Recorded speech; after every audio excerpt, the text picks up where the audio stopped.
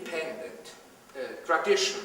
And so it is very important that the way he describes it, he makes it in a very physical way, that he makes a description how Jews sing in the synagogue. It has a kind of an enormous brutality as a message, and we are really going in a direction where you cannot any longer talk about anti-Judaism. It is really, in a way, already anti-Semitic, also in the direction of a biological also anti-Semitism. So when now, I talked before also on Mendelssohn. I mean, we are talking about a man who very warmly, and also Meyerbeer, helped very warmly Wagner in very difficult moments of his life. And then he really publicly defamed them with the typical, also very aggressive, even as musicians, no? As Jews unable to create their own music and culture. He did it after the revolution failed, in the tendency, also combination, we have to know that very clearly, in Europe, the second half of the 19th century, of course, the anti-Semitism was not only a German matter, but it was also an international, also a matter of France. So in the right moment, when the time was about to change, you know, we had a Jewish emancipation after also French Revolution.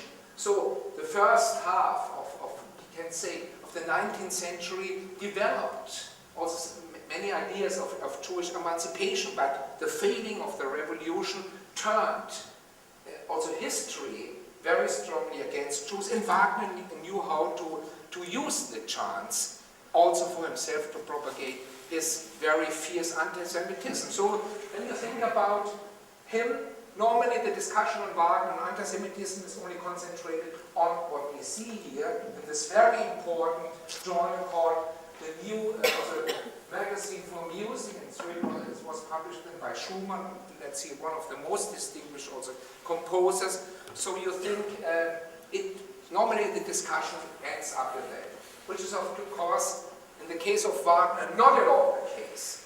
You have to know that Wagner, this writing, what we see here is the first public anti-Semitic writing.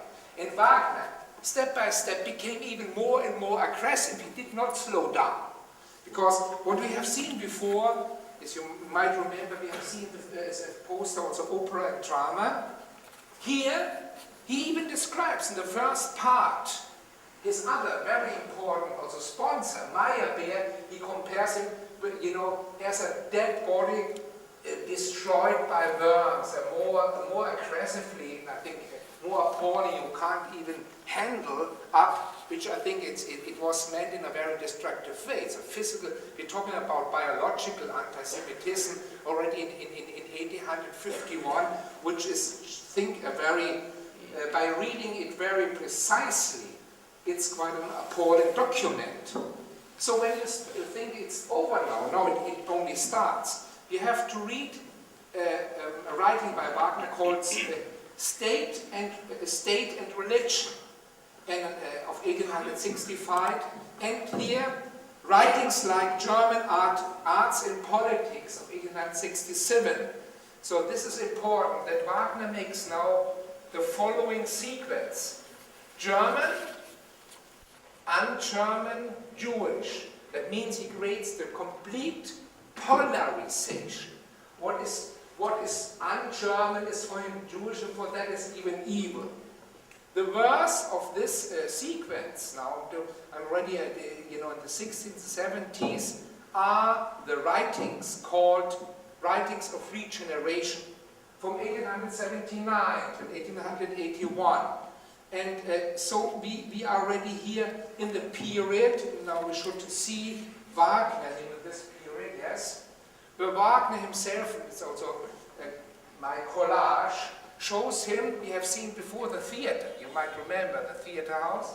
So he created his kind of temple. His temple was constructed Festspielhaus of Bayreuth was constructed, as Wagner considered also the French Jewish Paris. That means the Paris of Meyerbeer. So he created his kind of Aryan Germanic cult temple, Germanic Aryan cult temple, and that's why I also have chosen for tonight the example of Parsifal.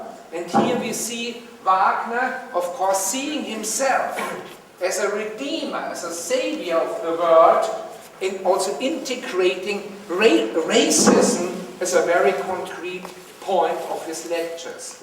In this, so we have to see in this connection something very important can you see the next slide? So here you see the so-called Bayreuther Blätter.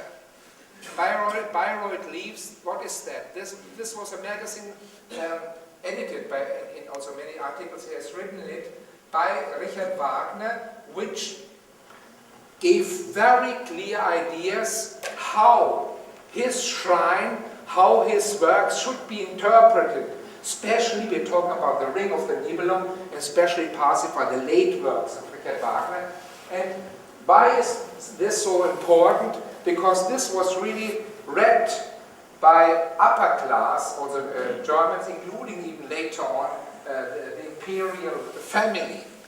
Here Wagner developed and repeated very strongly his three levels again of his idea of redemption. I said, I have shown you before, the young man, young Wagner is Lohengrin, and the idea the artist can save the world. But Wagner now, in this late period, he repeated again, and Wagner did not leave any doubt what he really had in mind as the interpretation of his work. So, talking about ideas of redemption in Wagner, you should know three essential points.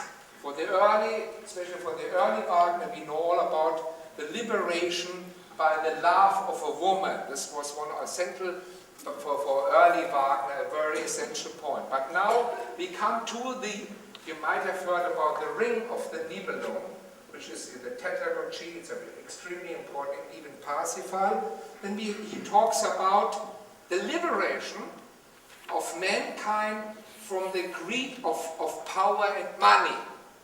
So that means, you know, by overcoming, you know, the greed for money and power, mankind can be redeemed.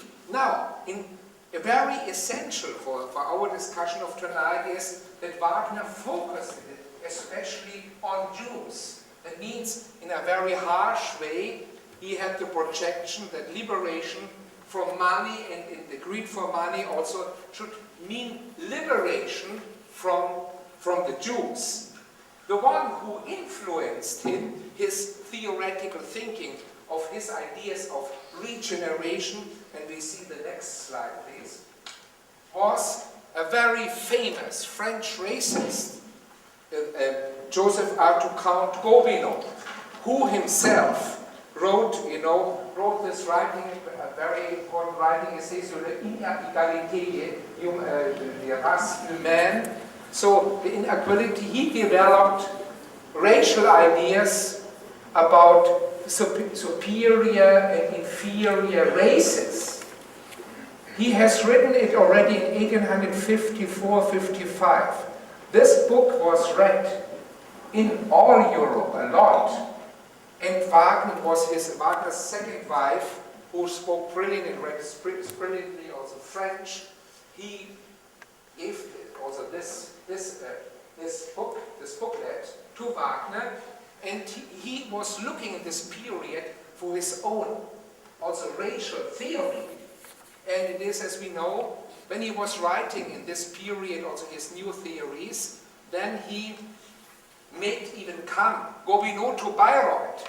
Arthur Gobineau was guest of Richard Wagner, and Gobineau had also the idea of degeneration. Also that had a lot to do also with kind of, I don't want to go in details, but unfortunately we do not have even the time. But it certainly were all kind of absurd, pseudo